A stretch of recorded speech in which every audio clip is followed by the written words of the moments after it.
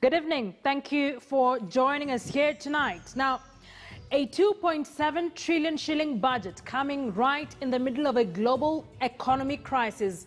Quite a unique time for a country also just emerging from a locust invasion and floods. An already depressed economy with choking public loans now likely to get worse. Tonight on the front row, we look at this all-important policy document, the budget. What does it mean for you in the wake of the ongoing COVID-19? Do we have the necessary shock absorbers to weather this storm? Are we making the right decisions with our money? Take a sit on front row tonight as we hear from a panel of experts. I am Akisa Wandera. Glad you could join us tonight on the front row. Now, to be part of this edition of the front row, send in your questions by logging into slido.com. Enter event code as hashtag the front row. We'd love to hear from you. We're also available on Twitter at KTN News KE at Akisa Wandera. Use the hashtag the front row. And here now are our panelists for this conversation. We'll start with Dr. David Ndii. He's the Managing Director of Africa Economics. Ndii is also an economist who served as a technical advisor on public finance to the Committee of Experts. He's an avid reader and also a columnist. Joining us tonight, just give us his thoughts on the budget and the economic situation Kenya finds itself in. Second, we have Rose Mwaura, who is a certified public accountant of Kenya and the national chairperson of the Institute of Certified Public Accountants of Kenya, ISPAC. She's experienced in financial management audit, risk management and corporate governance. She runs Rockville Consulting Limited, a business advisory firm, as a CEO. She also serves as an independent non-executive director for a local insurance company and chairs the Legal and Regulatory Committee of the Kenya National Chamber of Commerce and Industry. Thank you, Rose, for joining us tonight. And finally, we have Mr. Bill Okero, a former senator for Mandera County. Was also the former chairperson of the Senate Finance, Commerce and Budget Committee, a member of the Devolved Government Sessional Committee, a member of the Liaison Committee, and is also a member of the Institute of Certified Public Accountants of Kenya and Institute of Certified Public Secretaries of Kenya. He's also a certified corporate governance trainer and has extensive audit and accounting experience in both public and private sectors. And I should also mention he was a shadow finance minister in the 9th Parliament and, of course, the KANU party. Thank you for joining us tonight. So let's now break the budget speech down for you even further and look at the aspects that will affect you directly. Malika Kazia with that report before we get into the conversation.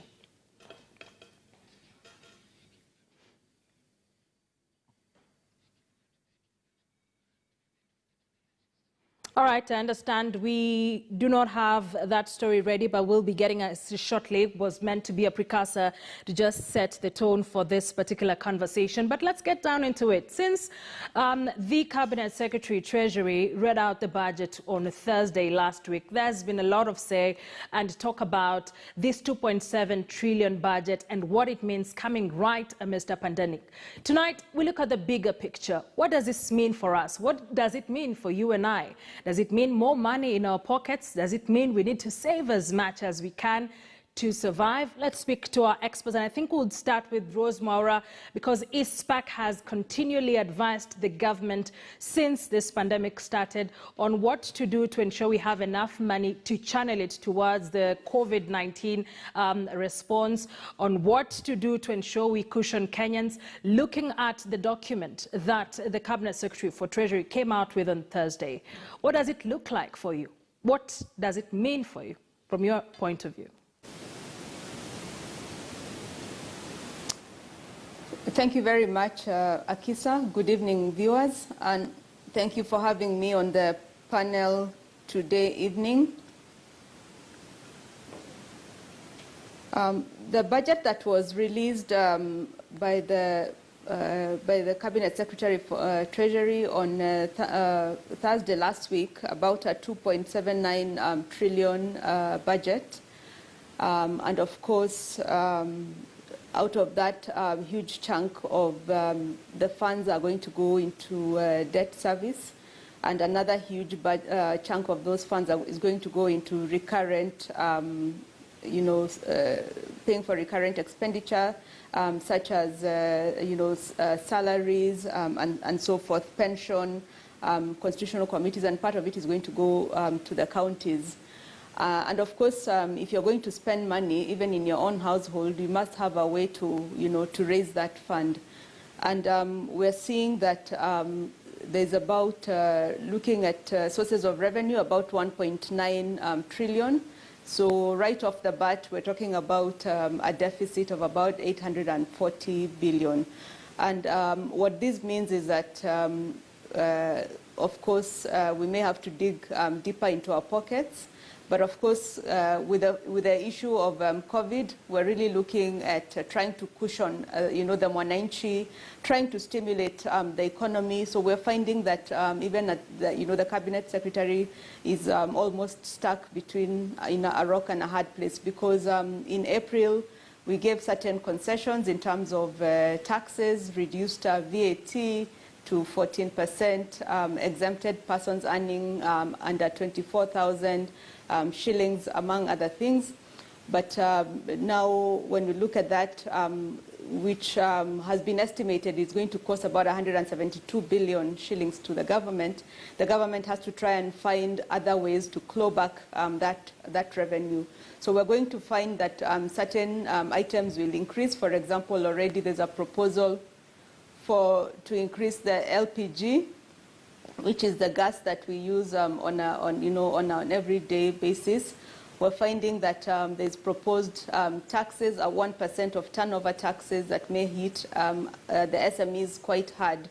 So I think overallly, you can't really say that this is going to necessarily cushion mwananchi.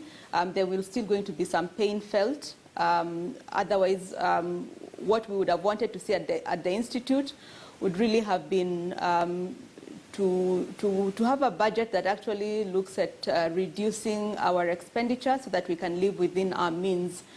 So for these 840 billion of deficit, maybe we would have said, can we reduce this to about 400 billion by really cutting down on our expenditure? And that would have been what would have been much, much better for us as a country, given where we are today. Right. Perhaps an austerity budget. Rose Maura there. It's a bill. I don't know whether you agree with her that perhaps it's time we started thinking about living within our means. Yes, but first, my greetings to my chair, Rose, and my friend Indy. I hope both of you are keeping well. Now, I think it doesn't look like a corona budget. I would have thought, most of us would have thought that a corona budget would be, as Rosa said, would be, there would be more austerity and the budget, the expenditures would be lower. But what we have seen is, as usual, a very ambitious budget. As usual, what they do is work on the expenditure side, then less the revenues, and the rest they put it on debt. And I think that really is not. And then when you look at it, the second aspect of it is that you don't see a lot in terms of benefiting the ordinary Kenyans in a scale that you would expect would address the impact of COVID, because the impact of COVID is really immense, and it's underestimated by the government. The government that keeps talking about 200,000, 300,000 people without jobs and this kind of thing. I think we're talking of millions of people losing their livelihoods, have lost, and thousands of companies, especially small and medium-sized enterprises shutting down completely, and even bigger, aspects of the economy, like major sectors also suffering. So I think it's really not what some of us expected. And the focus, as usual, is nothing much has changed. Usual government expenditures, very small amount on development, and the rest for servicing loans and so forth. And even in these very hard times, new tax measures are desperate attempts by government to try and raise tax whichever way they can, which actually was not necessary. The government needed to have reduced its expenditure. It's not about budgeting. It's not about the government collecting taxes and spending. It can leave the money for the people to decide what to do with their money. And I think this is where this government always misses the point, that tax should not be a burden on society. And it's something that I keep emphasizing at every opportunity. And so being desperate to try and raise taxes on agricultural imports and on household things and on, making conditions very difficult even to claim input tax for businesses, road tolls, and every measure that you can think of raising tax. I think it wasn't really necessary. It doesn't really show a lot of empathy towards the suffering of both the businesses and the ordinary people to the extent that was expected. Yeah. Well, overall comments there. Rose Mora saying we should have thought about living within our means. Mr. Bilokero there talking about this should have been a COVID-19 budget. Mr. Ndi, do you hold the same view? Thank you very much, Gisa, for having me. Let me say hello to my good friend, Senator Bilokero. Good evening. And of course, the Lady Rose from East Park and the viewers. I do share some of those sentiments, actually. But I think when you're budgeting, doing a government budget at this point in time, you are facing three things. You need to do three things. One is, of course, public health crisis of unprecedented proportions. Although it is not here yet, the scale we have seen around the world and what we are seeing here is you obviously need to prepare scaling up the public health response in terms of the budget. That's the first thing, because the first obligation is to protect lives. The second thing is that it's public health, the COVID-19, the novel coronavirus, has also unprecedented socioeconomic impact. It's created a huge economic shock of a kind that we haven't actually seen before. Economic shocks, recessions, tend to be their demand side. That means that people, for various reasons, don't want to spend or are not able to spend money, but businesses are actually still running and they are willing to provide, to produce goods and services, but there's no demand. So we call them demand shocks. And therefore, what you want to do is stimulate demand. That's what we call an economic stimulus. COVID-19 is a demand and supply shock. It is also affecting production. Yeah, because of the public health dimensions of social distancing and all the precautions we need to make, those precautions are affecting production. I think a good example is to actually use an industry which is like commercial aviation. Global commercial aviation and tourism, to go with it, has ground to a halt. It's been ground to a halt. So you cannot stimulate tourism because it is both a demand and supply shock. It's very different from the usual shocks we have. The third thing is that that shock then becomes a fiscal shock. A fiscal shock means that government is also going to suffer in terms of revenue. And therefore, government also has to find ways of balancing its books. Now, so we are dealing, so it needs to spend more money on public health response. It needs to mitigate the crisis and the economic crisis. And this is not a crisis you're going to mitigate with the traditional economic stimulus, either fiscal or monetary. It needs a different kind of mitigation. And you're not going to stimulate the economy because you cannot stimulate an economy if production has been disrupted by COVID-19. So it's really more of providing a safety net to keep the economy going as opposed to saying it back. Then you've got a revenue shock. And you're talking about a government that was already in fiscal distress and what I like to call a fiscal straitjacket because of the debt. It has a huge, sort of build up a huge debt, which is now taking up a huge amount of money, particularly sort of on its recurrent budget. So it had already very little room to maneuver. And it had little room to maneuver at a time when it was running a very huge fiscal deficit. It was running a budget deficit of about 7 to 8% of GDP, which is been doing for the last 6 or 7 years, and that's how you end up with the kind of debt it has. So you have been caught by the biggest shock of the century without what we call the fiscal space or headroom to be able to respond by pushing up the deficit. Typically, if you have a low deficit, like what happened in 2007-8 during the financial crisis, if you're operating with a low deficit or even a budget surplus, say up to about 2 or 3% of GDP, then when you are hit by a shock like this, you can ramp that up to something like 5 or even 6% of GDP for a short period. But if you are already running a budget deficit of 7 or 8%, you actually do not have the fiscal space to ramp that up to 12, 13%. If you start ramping that up further, you're going to create a very vicious financial crisis, and it's going to blow back on you. So what you're seeing is a government which was caught at the worst possible time in terms of its fiscal situation. It is also a government of, which is coming to the end of its term, and you've got a president who seems to very much want to have a kind of economic legacy, and that he had bet. Yeah.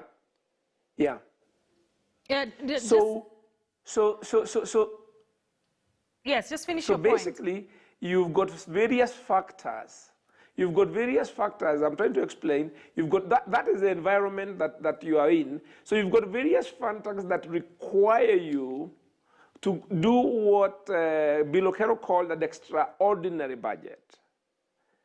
A COVID-19 extraordinary budget. And I'm saying this government was caught in a situation where it is very difficult to do that. So what it has done a business as usual budget, which is more or less going through the motions and ignoring COVID-19 and saying, let the chips fall where they may. I usually call it kicking the can. This is a government, it was already kicking the can before COVID-19, and now more so. So I'd like to pick up from something you've mentioned about the economic stimulus, because, I mean, from what the president said from his speech, even before we got the 8-point budget, we're talking about 56 billion as an economic stimulus package. Does it then mean that it won't mean much for the ordinary Kenyan? Mr. Ndi. Okay, me again. Let me explain what we mean by a stimulus. Or rather, clarify. A stimulus is of 2 types. You have a fiscal or monetary. A fiscal stimulus means that you are going to run a deficit of 3% of GDP. And then you have a shock. Then you increase that to 5%. So you borrow and spend, or 6% depending on the magnitude of the crisis, so as to stimulate the economy. By the money, there are various ways of financing it externally, borrowing from banks, borrowing from the central bank, there are various ways. But the point is, you are going to spend, let's say, 2 billion shillings, that's you're going to budget normally, but then you realize you have a crisis, a shock, and you say, no, we are going to ramp that up to 2.4 billion. So a stimulus is additional. It is extra spending to respond to a shock. Now, the monetary stimulus is where you go the other route. You say, we're not going to use the budget. We probably don't have the fiscal space. So central bank is going to buy bonds and release liquidity into the economy, and also which brings down interest rates. So you try and stimulate business using, that goes directly to hoping that business will borrow and consumers will borrow, and you stimulate the economy. Now, when you say you are already running a deficit of 7.5% of GDP last year, and you are still going to run a 7.5% of GDP, and then you earmark quite a number of items in the budget, which are going to spend by the government in the traditional way, that is not a stimulus. You're just earmarking things in the budget using the traditional mechanism, sort of budget process, and earmarking them, and all they've done is relabel. Now, let me point out something else. If for COVID-19, the thing that we've been struggling with, and I've tried to articulate this before, is a policy instrument that responds to the economic distress that people are experiencing. Now, the normal government budget is not designed to deal with businesses which are closing, people losing jobs. It is designed for government to provide services or to spend on development projects like roads. For you to respond to COVID-19, you need a different policy instrument. Now, what I find interesting is that some time back, the government set up something they called a COVID-19 response fund. And they set up a board and all sorts of, I think it's a board or governance mechanism. The purpose of this special purpose vehicle was to do the things that you would not ordinarily be able to do under the regular government procurement system. But I was struck, I was expecting that having set up that vehicle, that during this budget, they would appropriate money into that vehicle. So if you want to do a COVID-19 response by expenditure switching, other than increasing deficit, what I would have expected is the government to say 50 billion shillings, which was going to go into roads and things and all manner of things, has now been appropriated for the COVID-19 response fund, and it is going to be managed through that structure, and it is going to respond. It is going to, maybe private sector businesses can apply, or it is going to go into social safety nets in the community. But to say you are responding to COVID-19, you actually needed a policy instrument that is different from the regular budget. Right. But what we have done is earmark certain things in the budget and call them COVID-19 response. In fact, when this pandemic started, I think in March or April, we saw ESPAC advise both the national and county governments to revise their especially development expenditures downwards. So we'll have Rose Maura speak extensively on that. But first, that story had earlier promised breaking down the speech budget even further to look at the aspects that will affect you directly. Malika Kazia prepared this report for us on Budget Day. Let's take a look at it. A very important briefcase characterizes National Budget Day for Kenyans. The Cabinet Secretary for Treasury, Ukur Yatani, carried the famed item to Parliament today and delivered the national budget reading for the financial year 2020-2021. His maiden trip in this position, one marred by the cloud of COVID-19. Our focus will be, first, to roll out an economic stimulus program that will catalyze economic activity, provide livelihoods to Kenyans, and enable businesses to recover from the adverse effects of COVID-19 pandemic. Focus on the Big Four agenda remains steady as 128.3 billion shillings has been set aside for these areas. Health comes out as a strong winner in these times, and rightly so. 111.7 billion shillings has been allocated to the sector, with majority, close to 50 billion shillings, geared towards universal healthcare programs. The manufacturing sector is set to receive 18.3 billion shillings. Food security has been dealt 52.8 billion shillings and affordable housing 15.5 billion shillings. The age-old criticism from various factions on the country's borrowing stands firm. The current budget deficit stands at 840.6 billion shillings. That is 7.5% of GDP. This means incurring even more debt to fill the gap, while already recurrent budget expenditure is close to a third of the budget for this financial year. Our debt remains sustainable despite some of the debt burden indicators deteriorating due to impact of the COVID-19 pandemic. The government is committed to implement the 2020 medium-term debt strategy, which recommends a shift towards concessional external borrowing and lengthening of maturity structure of the domestic debts. The government aims to generate 38.9 billion shillings from new tax measures contained in the Finance Bill 2020. In order to ensure all taxpayers contribute to the construction and maintenance of our infrastructure, I have proposed to introduce a minimum tax that will be payable by all companies at the rate of 1% of their gross turnover. I propose to introduce digital service tax on the value of transactions at the rate of 1.5%. All in all, the contents of the briefcase held an almost underwhelming experience for Kenyans, many of whom expected bolder measures to cushion them in this time. Malika Kazia, KTN News.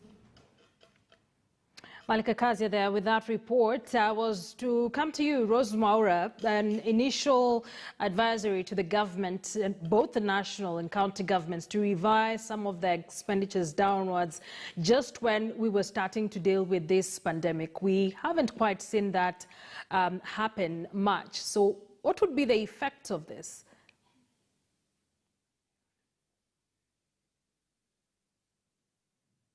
Akisa, part of that, the reason why we had requested this was, taking a look at our overall expenditure and saying when you look at the country as a whole, as has been said by my earlier panelists, what were the, 2 or 3 critical issues we needed to deal with. One, of course, was the issue of healthcare, making sure that we're able to support our citizens and prevent the loss of life.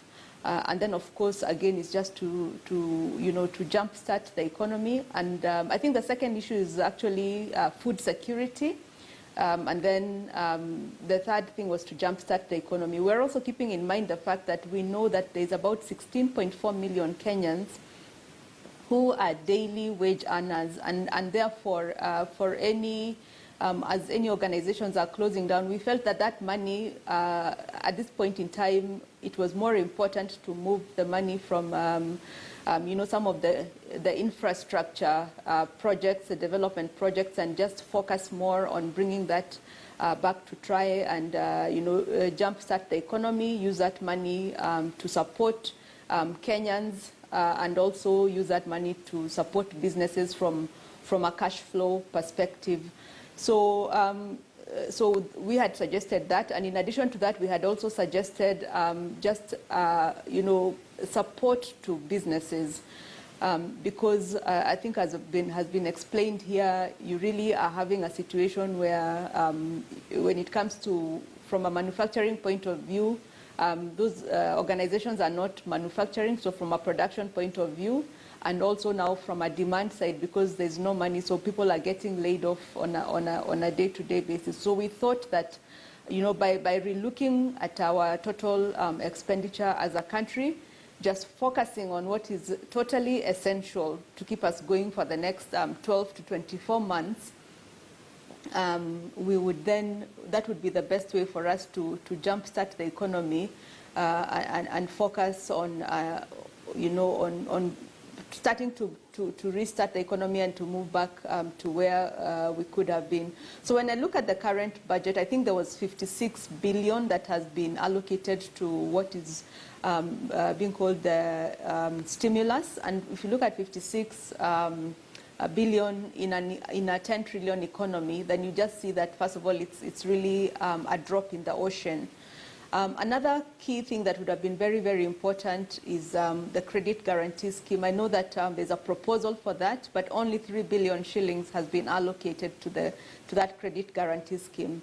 And you find, because of our large proposed deficit, the government is looking at borrowing almost 500 billion shillings from the domestic market, again meaning that banks would rather lend to the government, and banks will be very reluctant to lend to SMEs, and that is the money really that should have been used to try and get SMEs moving again. So we would want to see a lot more focus on businesses, because again, factors of production are really held by businesses and not necessarily the government, and it's only private sector, through getting businesses starting again, and then they can then employ people, and once they employ people, then there will be demand for products. When there's demand for products, people can sell more, and the government can then again, at least collect more taxes. So it's really all very, very cyclical. And we really hope that the government can focus on this. It's because this is really what we must focus on at this particular point in time. Talking about the debt conversation and why we keep raising it, Musalia Mudavadi is constantly talking about renegotiating our loan terms with especially international bodies like China. Bilokero, one of the reasons why our debt has continued to go up, we've continued to raise the debt ceiling by the help of Parliament, talking about both the Senate and the National Assembly. You have been at the Senate. You've participated in this legislative process. Why has it been so hard for Parliament to help in cushioning Kenyans from this ballooning debts? Just explain for our viewers why this seems to be an uphill task for this arm of government. I think Parliament has more or less, to be frank, I mean, let's talk about National Assembly, because that's where the budget gets approved. And in the last two parliaments, last parliament and the current one, what National Assembly is doing is more or less to rubber stamp what Treasury wants. Although the Constitution is very clear with regards to taxation, with regards to debt, borrowing, that the power lies with the House. However, in reality, what is happening is that Parliament has really lost power in recent times, and you've seen today what's happening. What's playing out in the political parties. That if you don't do what the executive wants, you get whipped, you get expelled, and so forth. So that instead of Parliament oversighting the executive, in reality, what's happening in recent times is the other way around. The oversight, the executive oversighting Parliament itself. And so a good example is the debt. Last year, this minister, late last year, came and said, I will raise the level to 9 trillion. And Parliament approved it. And he said, it's not that it's going to be, we're going to reach 9 trillion anytime soon, but we just want to have the limit extended. But you can see, by the end of this financial year, it will be well over 7, because we're already at 6.3 trillion. And so what is happening in reality is that government borrows and comes to Parliament to ratify, the decision that it has made. And so, unfortunately, Parliament is not exercising the powers that we ought to exercise, when Parliament ought to exercise, because they have it in law. They have it in the Constitution. Nothing, other than the fact that leaders in politics or in political parties or in Parliament want to be caused with the executive. No other reason can actually be advanced why Parliament should allow this government to continue sinking this country into a debt, and you've seen from the time of Eurobond, we used part of that money to mature other, syndicated loans with other banks. So we're doing the same thing. It's happening in other countries, and so we'll soon be in a situation where we are borrowing to pay other loans that are maturing, but when you look at, it's simple mathematics. Out of this 6.3 trillion, how much of that loan or that debt has been procured in the last 7 years or 8 years? Is close to 5 trillion. Now you ask yourself, where today can you find infrastructure or investments by this government worth 5 trillion of debt? You would be hard-pressed to find, except that SGR, which my friend Indy has belabored a lot in the past. And that's not the only money that is supposed to go to development. Our own revenues and other, it's also being allocated, each year to development. But in reality, we are not getting value. That's the bottom line. We are not getting value for the debt, and this is why the debt that has been procured is not generating additional revenue. And that's the challenge. Every time when SGR was started, we were told, you guys don't look short term. After 3, 4, 5 years, the dividends will be so huge. The economy will grow. Revenue will go to 20% of the GDP and so forth. Our revenue is 14%. No sign of growing except going down. So I think unfortunately Parliament has the powers both with regards to taxation, and we have seen even the challenges when the government last year tried to introduce a couple of years ago VAT, and Parliament was powerless to stop it. The same thing today. There are so many very complicated and very irrational tax measures that have been introduced even this year in the face of this crisis that we have. But again, you will see tomorrow when it gets, the finance bill comes to the floor of the House.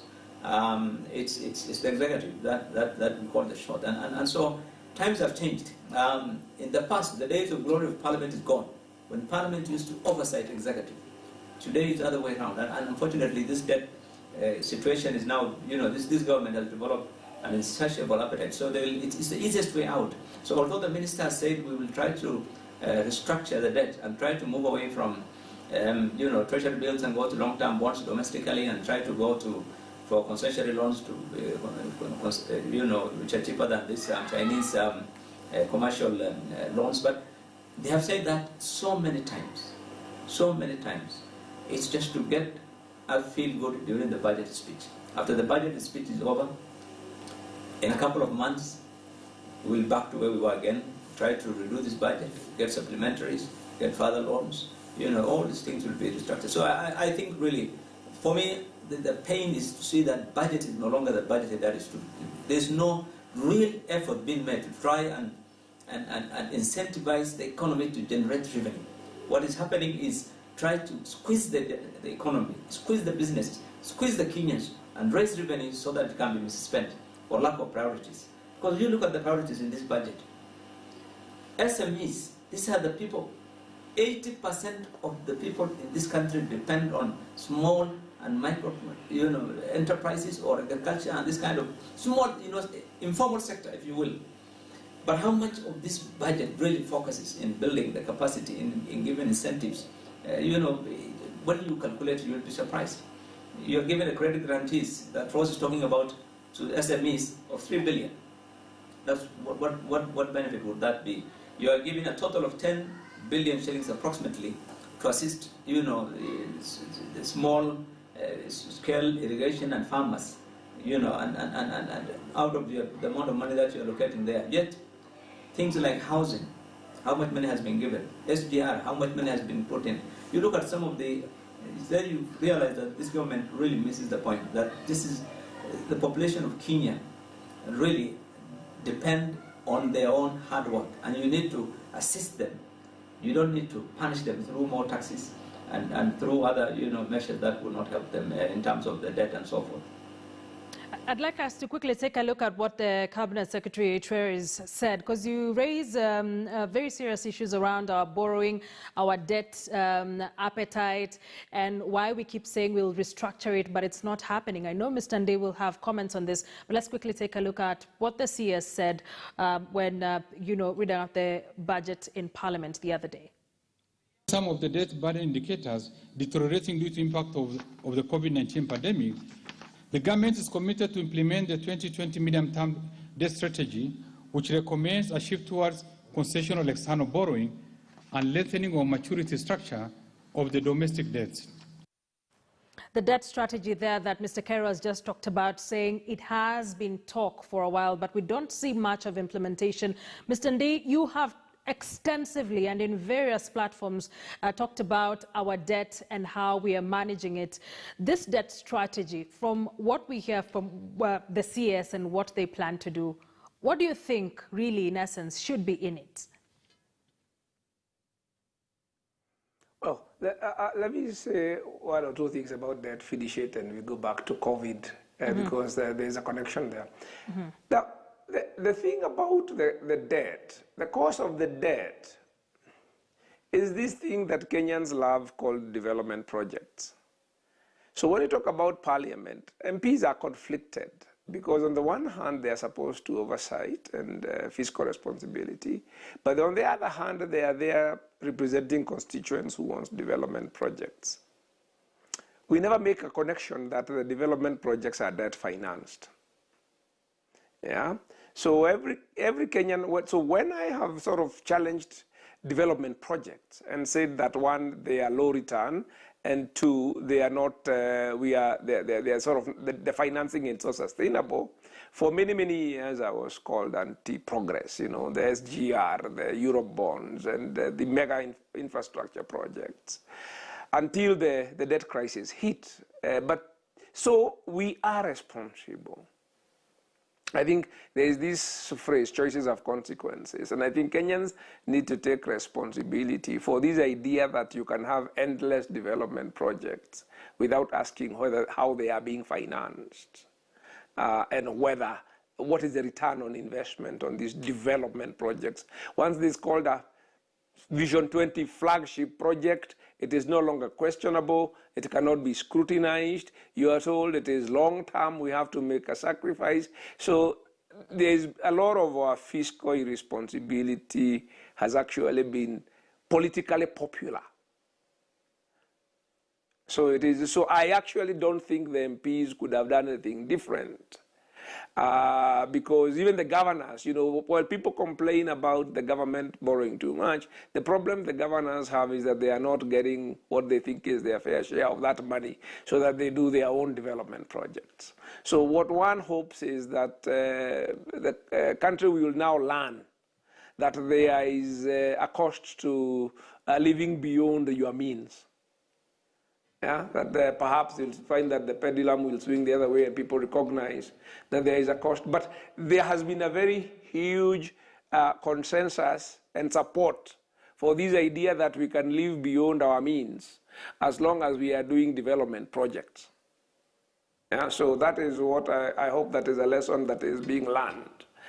That you cannot actually, that fiscal responsibility is sustainable. You're asking questions about how sustainable is what we are doing, what are the returns on these projects that are being funded left, right, and center.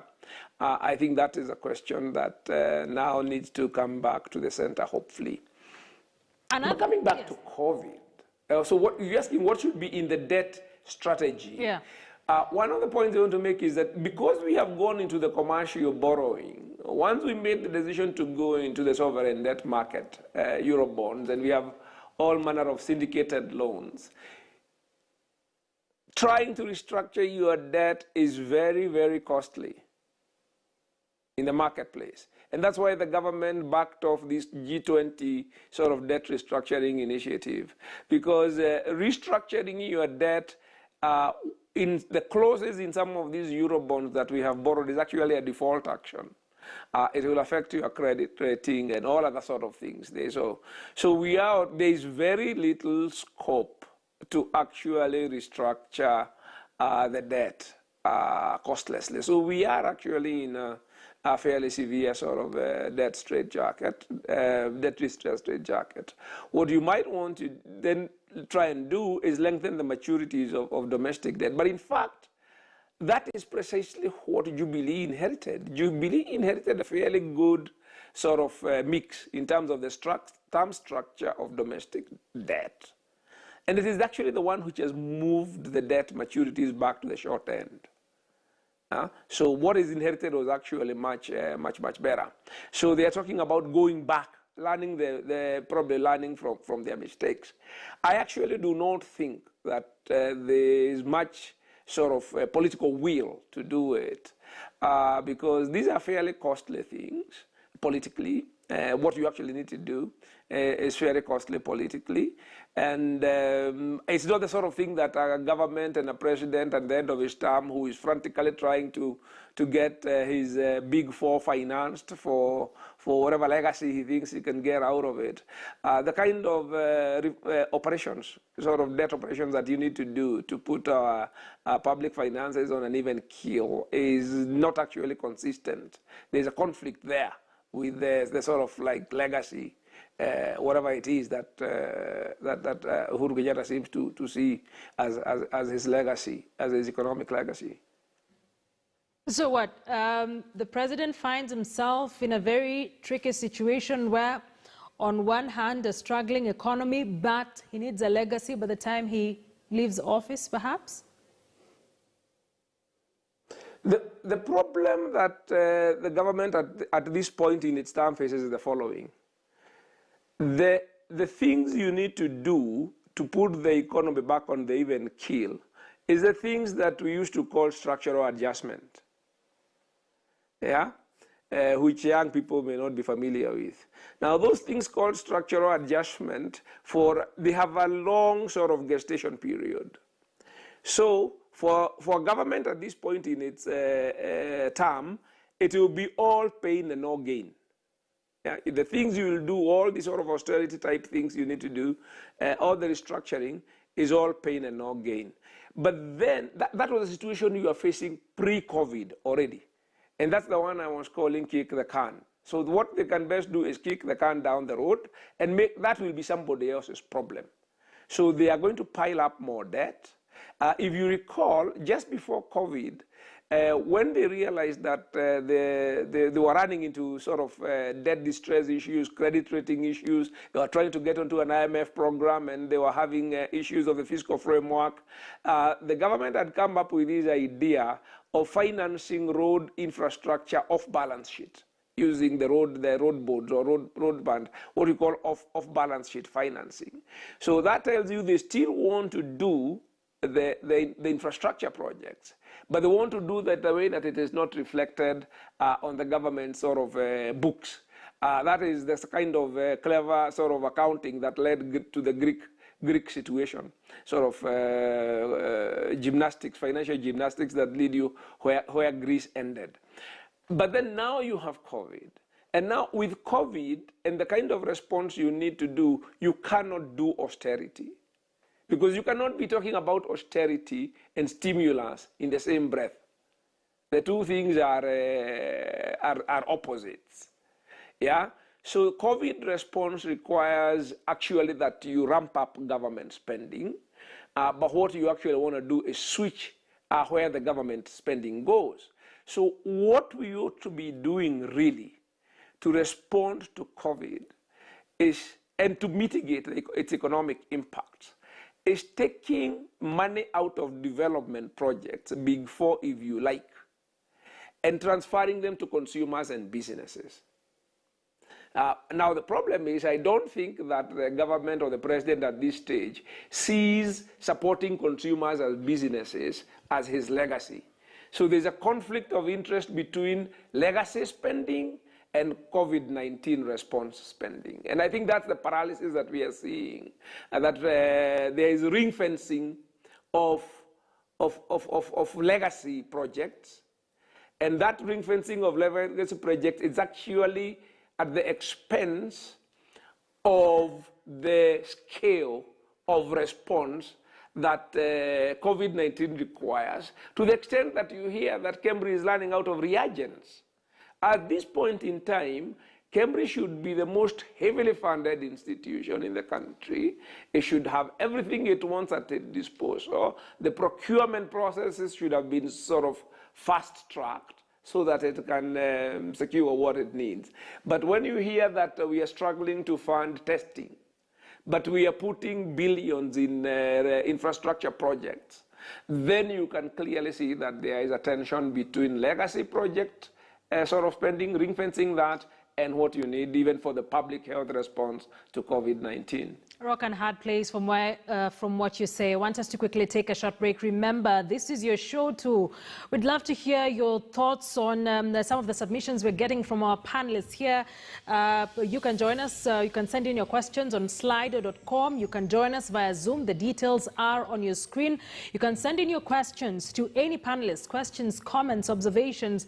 We'd really love you to join into this conversation because we're talking about money in our pockets at the end of the day. The hashtag to you is the front row, and I'll be,